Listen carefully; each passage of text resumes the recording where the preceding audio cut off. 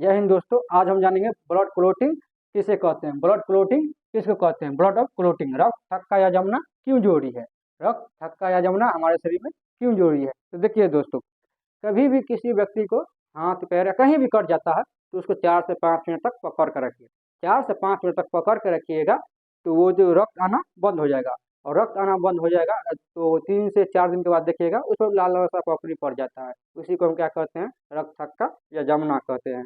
किसी भी कारणवश किसी व्यक्ति को रक्त नहीं जमता है तो उसकी जान भी जा सकता है, जान चला जा सकता है।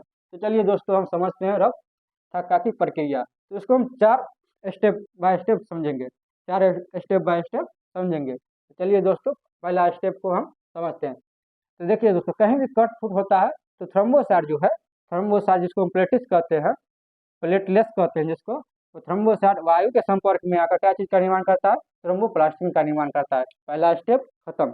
अब दूसरा स्टेप पर चलते हैं। थ्रोम्बोप्लास्टिन जो है कैल्शियम से मिलकर प्रोथ्रोम्बिन को एक्टिव करता है, प्रोथ्रोम्बिन को एक्टिव करता है, और प्रोथ्रोम्बिन किसका निर्माण करता है? थ्रोम्बिन को।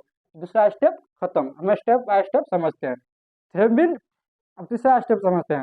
थ्रोम्बिन जो है फाइब्रिनोजन को एक्टिव करता है, फाइब्रिनोजन को एक्टिव करता है, फाइब्रिनोजन को एक्टिव करके फाइब्रिन का निर्माण करता है, फाइब्रिन का निर्माण करता है। चलिए, 3 स्टेप खत्म, 3 स्टेप खत्म हो गया। अब चौथा स्टेप पे आते हैं। फाइब्रिनोजन जो है, ये फाइब्रिन जो है, फाइब्रिन वो जाली लुमा होता है। फाइब्रिन को क्या कहते हैं? जाली लुमा। फाइब्रिन को हम जाली लुमा भी कहते हैं। जाली लुमा जो है रुधिराणु, वो चाहे आरबी आरबीसी का हो, डब्ल्यूबीसी का हो या प्लेटलेट्स का हो, ये सब का जो तरल पदार्थ होता है ये फाइब्रिनोजन में फंस जाता है, फाइब्रिन में फंस जाता है। और क्योंकि फाइब्रिन क्या होता है? जाली लुमा होता है। फाइब्रिन क्या होता है? जाली लुमा होता है, जिसके कारण W B C RBC platelets का जो तरल पदार्थ होता है ये इसमें फंस जाता है। चलिए, चौथा स्टेप भी खत्म। देखिए दोस्तों, अब विटामिन के बारे में समझते हैं। विटामिन के क्या होता है? विटामिन के जो होता है ये सबको एक्टिव कर देता है, गतिविधि को बढ़ा देता है। देखिए, विटामिन के जो होता है रक्त रक्त जमने की क्रिया को क्या करता है? गति प्रदान करता है। रक्त जमने की क्रिया को गति प्रदान करता है। चलिए दोस्तों, तो हमें आशा है कि आप लोगों को ये समझ में आ गया होगा। जिसको जिसको स्क्रीनशॉट लेना है वो अपना ले ले। तो चलिए दोस्तों, अब इसका हम समरी को समझते हैं, इसका हम समरी को समझते हैं। चलिए दोस्तों, तो हम अब समरी को समझते हैं। रुधिराणु कौन था? तो थ्रोम्बोसाइट था, जिसको हम प्लेटलेट्स कहते हैं। वो क्या था? रुधिराणु। प्रोटीन जो प्रोथ्रोम्बिन और फाइब्रिनोजन, ये क्या दोनों हो गया? प्रोटीन। विटामिन क्या था? के। विटामिन के था। तत्व कौन था? कैल्शियम और सी। तो चलिए दोस्तों, आप समरी को लगभग समझ गए होंगे। स्क्रीनशॉट लेना है वो आप ले सकते हैं। स्क्रीनशॉट जिसको जिसको लेना है वो आप ले सकते हैं। चलिए दोस्तों, तो ये सब तो समझ गए होंगे रुधिराणु, प्रोटीन, तत्व, विटामिन के बारे में। अब बताते हैं, अगर हमारा शरीर में ही रक्त जम जाए तो क्या होगा। देखिए दोस्तों, हमारे शरीर में तो रक्त से जमता नहीं है, और दुर्भाग्यवश अगर रक्त कहीं भी जमता है तो वो ब्रेन है। क्या कि ब्रेन में जो नस होता है बहुत ही नाजुक होता है, और कभी कभी जो ब्रेन में और नस जम जाता है तो व्यक्ति की मृत्यु हो जाता है। होना आसान बात है, क्योंकि हमारा रक्त का जो बहाव होता है, जाने का बहाव 120 का होता है। कितना? 120 का। और आने का जो बहाव होता है वो कितना का होता है? 80। आने का जो बहाव होता है वो 80 होता है। और ब्रेन का जो नस होता है वो बहुत ही कमजोर होता है, जिसके कारण ब्रेन हेमरेज हो जाता है, तो आदमी की जान चली जाती है, और चली ही जाएगी।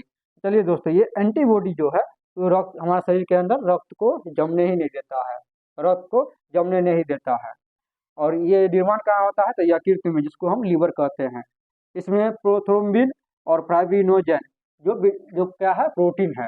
ये सब भी कहाँ निर्माण होता है? लीवर में। हेपरिन में कहाँ निर्माण होता है? लीवर में। देखिए दोस्तों, आप लोग देखे होंगे कहीं भी डॉक्टर यहाँ या हॉस्पिटल में जाते होंगे तो इंजेक्शन होता है। इंजेक्शन में जब डॉक्टर दवा भरेगा इस तरह मिलाएगा।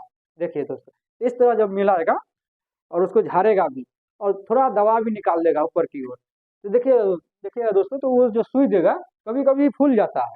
फूलने का कारण है दोस्तों, कुछ जो इंजेक्शन में जो होता है, हवा, बाहरी हवा जो होता है उसमें भरा रहता है, जिसके कारण हेपरिन मर जाता है। हेपरिन मर जाता है। हेपरिन का यही कमजोरी है, जो बाहरी हवा लगते ही हेपरिन मर जाता है। देखिएगा कट फूट जाएगा तो बाहरी हवा लगते ही हेपरिन मर जाएगा, और बाहरी हवा लगते ही हेपरिन मर जाएगा तो ये लोग जमा देगा रुधिराणु, प्रोटीन तत्व और विटामिन, ये सब मिलकर क्या करेगा, रक्त को जमा देगा।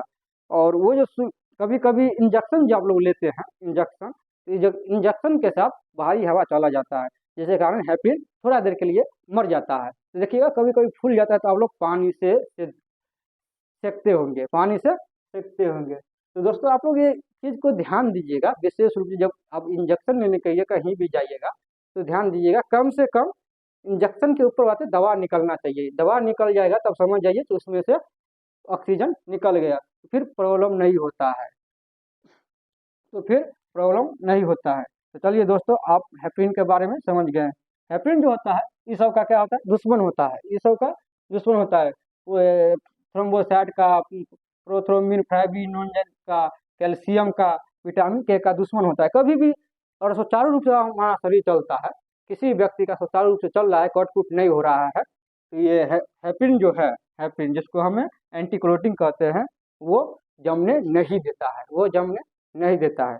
तो चलिए दोस्तों, तो आज क्लोटिंग ऑफ ब्लड खत्म।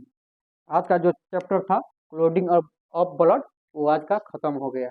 तो चलिए दोस्तों, आप कमेंट में अपना अपना अनुभव बताइए। जब तक के लिए जय हिंद।